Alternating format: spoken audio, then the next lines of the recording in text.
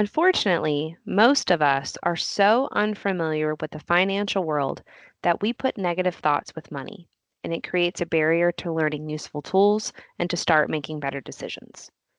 My dad always used to say, the only way you can eat an elephant is one bite at a time, meaning that any project has to be broken up into smaller pieces to make it easy. Making changes to your relationship with money is the same. My name is Danny Hill, and I'm a health educator with Sentara Health Plans. Today, we'll be discussing financial well being. We'll discuss the impact of money on our health and then review some tools that hopefully will aid you in your relationship with your bank account. Before we discuss finances in depth and how they impact our health, we have to consider the fact that finances are only one component of our day to day life that can either benefit or hinder how we're feeling and what degree of confidence we have in making better choices for ourselves. And that bigger picture is our total well being. Merriam-Webster Dictionary defines well being as the state of being happy, healthy, or prosperous. Sentara Health Plans uses a wheel to illustrate this definition. The wheel is intended to show that we have different bodies, minds, living situations, and people influencing our lives, and each impact our overall health. Although health and well being are certain and specific to each person, Sentara Health Plans has defined it in these four areas: physical, emotional, social, and financial. The well-being wheel helps to explain this concept. In fact, these interconnected areas of our well-being act similarly to a wheel that you might see on a bike or a car. We aren't able to move forward or change direction on a flat tire, just as we can't achieve our best health by focusing on only one area. All four need to be balanced to make the wheel move forward.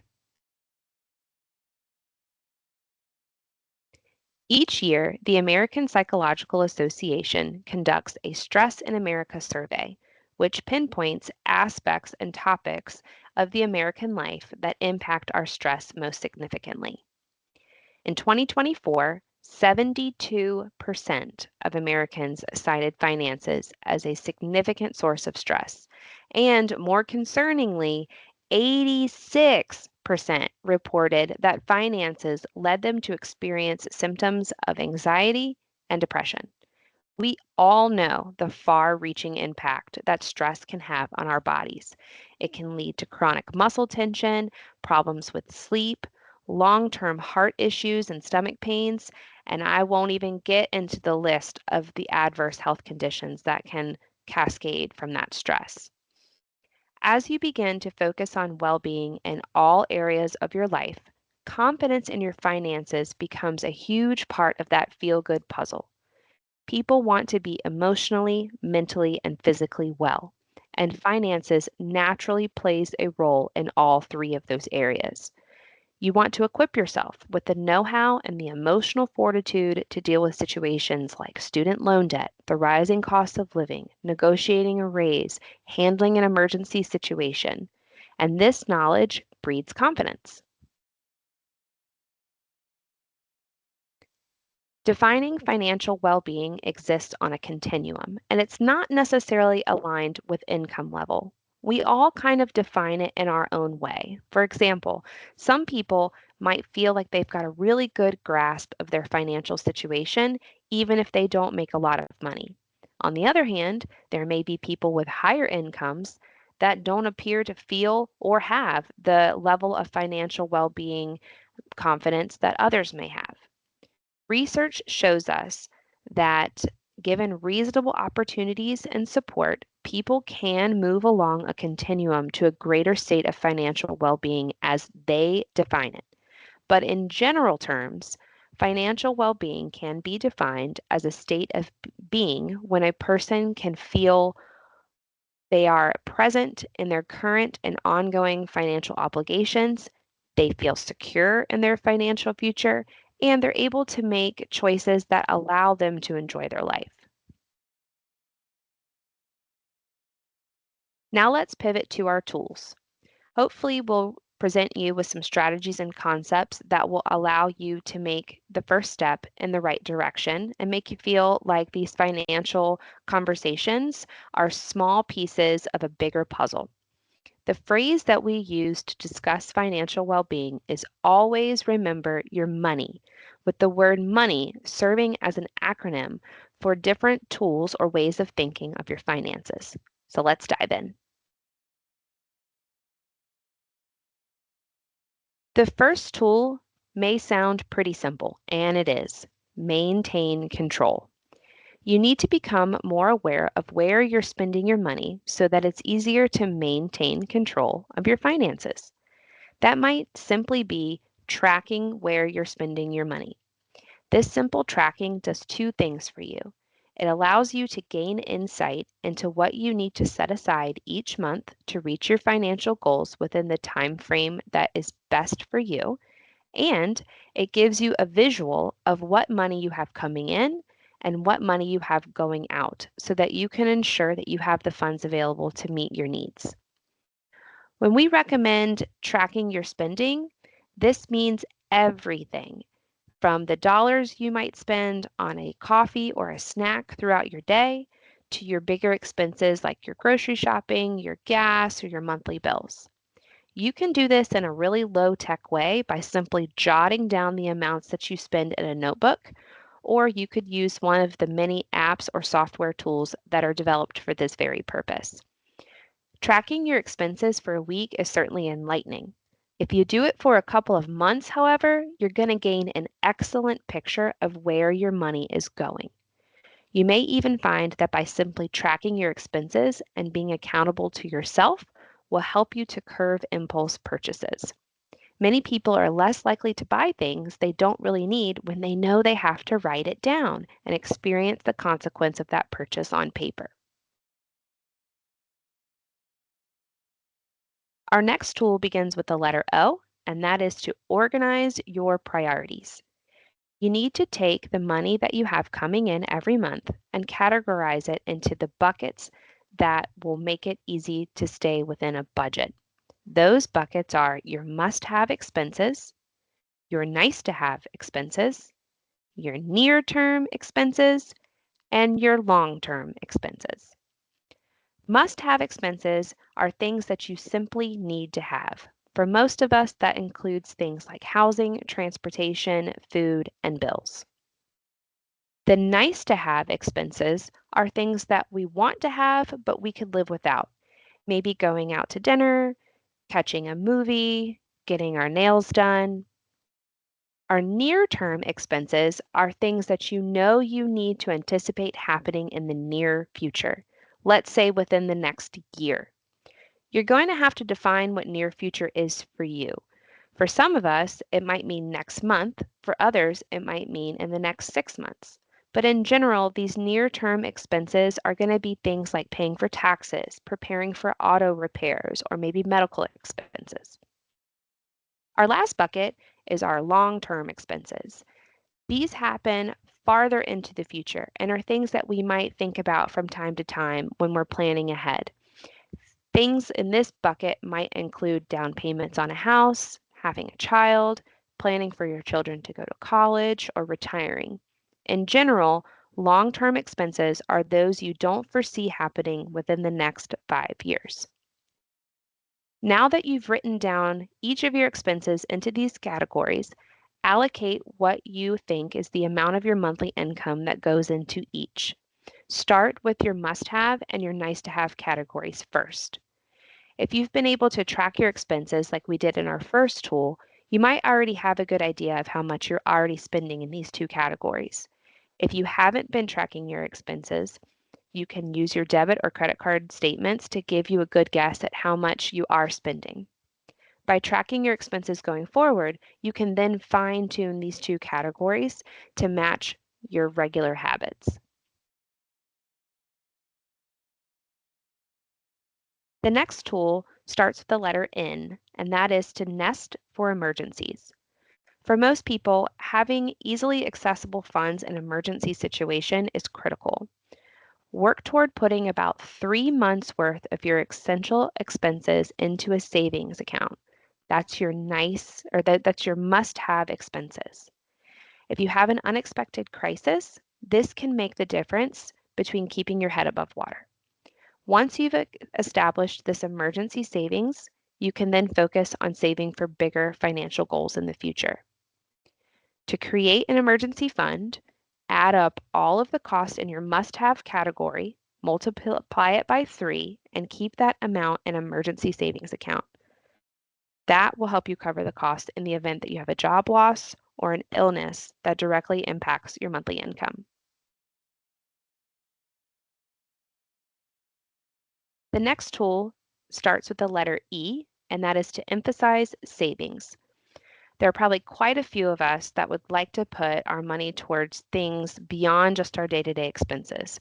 Perhaps you'd like to take a vacation, buy a house, think about college for your kids. By defining your financial goals and keeping those as a priority in your money choices, you'll be able to develop a financial focus on what's important to you. Put it in terms like this: always pay yourself first.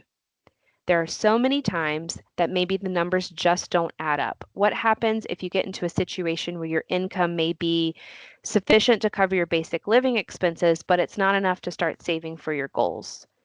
You have a couple of options here. You might need to consider lengthening the amount of time that you're working towards the goals that you've set, or it might mean that you need to make changes in your budget. But if your income isn't covering your basic expenses, you certainly need to look at making changes. There's 3 things that you can do: earn additional income, reduce your expenses, or do both. Let's briefly talk through those 3 options. The first is to earn additional income. There's lots of different ways that we can make changes to our monthly income and still reach our goals. Maybe the first is to look at grabbing a part-time job or doing some sort of side work to increase the amount of money that we're bringing in every month. But there's some other options here too. Maybe we need to ask other members of our household to contribute to the household expenses.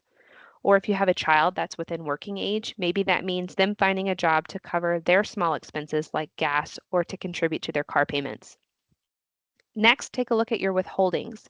If you typically get a large tax refund each year, you can modify your withholdings to get more money back into your paycheck each month. Or another thing to consider is to consider selling assets. This doesn't have to be something as large as a piece of property or a vehicle, but smaller pieces that you might be able to sell secondhand. And that way you can have a little bit of extra money in your pocket. The next way that we can adjust that monthly budget is to spend less. Many people find that's easier than to adjust their income. This can be done in a variety of large and small ways, but the gist is to just stop spending for what you're not using or what you don't need. Examples might be making and packing your own lunch, your own coffees, or lunch for your kids. Maybe reduce your dining out expenses by instead meeting friends for cheaper options like coffee or to do physically activity engaged meetups, things like going for walks. You could consider larger scale ways to reduce your expenses by refinancing your mortgage or your car loan to see if you qualify for a lower rate.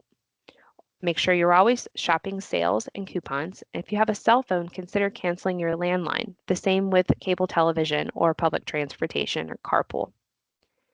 The last option is to do both. These are just a few ideas to get you started on ways to think about changing the income that you have coming in and the expenses you have going out.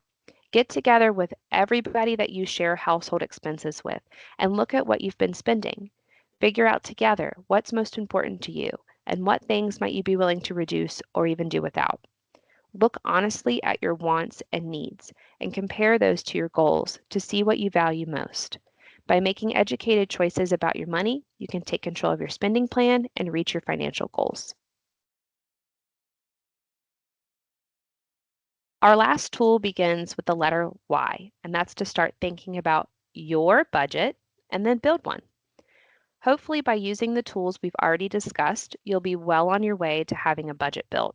And while there are many people that associate the word budget with limitations or sacrifice, it's really just a plan for how you're going to spend your money and save your money.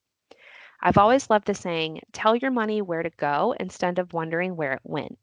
You can do that simply by just applying some of the tools that we've already talked about. Go back to those buckets of spending and modify or assign dollar amounts to those after you've spent some time tracking. Once you've assigned those dollar amounts, stick to your limits. You can get creative on how to stay within your budget and still enjoy yourself. It might mean that reducing your grocery bill results in you finding a love for cooking, or maybe time spent at the gym could be replaced with really cool hiking trails close by. Sticking to those limits are the one thing that will help you stay on track.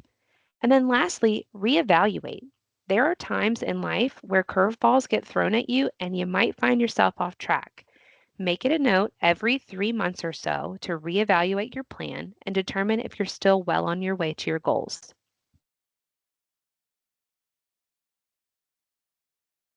Just with any other change that we advertise or promote in terms of your lifestyle, we've got to stay motivated. Let's talk about some ways we can do that.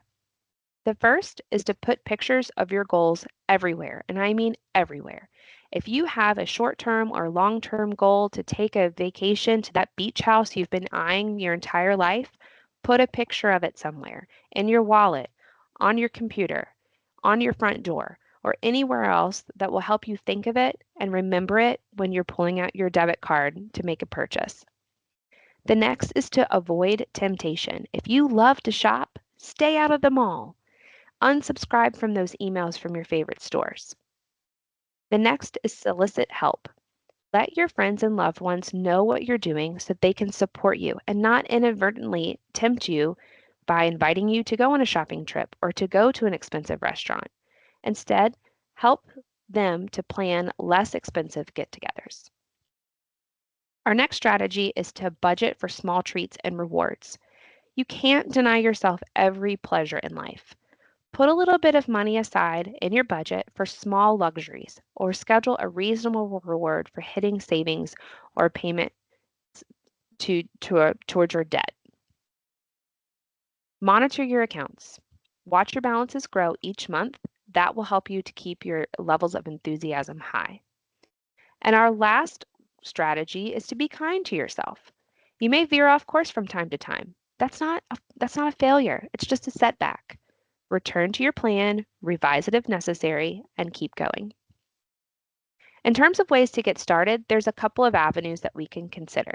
The first is to start with your employer. Many of us have the ability to contribute to a 401k or a 403b, and that vendor may be a great starting point for some of your goals. You may have access to some professional help through those partnerships where you can meet and have answers to questions around your investments and your long-term goals free of charge. Another option within your employer may be your EAP resource. Believe it or not, that's quite a bit of information on financial well-being and financial planning through most EAP services. Another workplace option would be to talk to your wellness program or to your employee resources department. There are tons of programs, vendors, and coaching available through employee resources that you just may not be aware of, and you could tap into some free or low-cost options there. Another area of resource might be to go to trusted partnerships that you've developed or sought out over time. The first is likely your bank. There are several banks that have well-being programs, education, and professionals that can talk to you around several well-being tools in your finances, and that can help you to get on a better path. There's no shortage of smartphone and mobile device applications and services that are at our fingertips at this point. Several are intended to help you set and work towards financial goals, and some of them may already be embedded in your bank's mobile apps already. Make sure you do your research before you go this route. You want to make sure you're using a trusted site that has a high level of security to keep your information safe and protected. And the last option is to consider speaking with a financial advisor. This isn't necessarily someone that's going to be doing investments for you. There are several types of financial advisors that you can reach out to that will help you to look at your total budget, and you pay a flat rate for it. So there's no incurring cost over long term. I hope that some of these tools are something that you can take away today and get started on working towards better financial well-being. Thank you so much for your time, and we look forward to you joining us again in the future.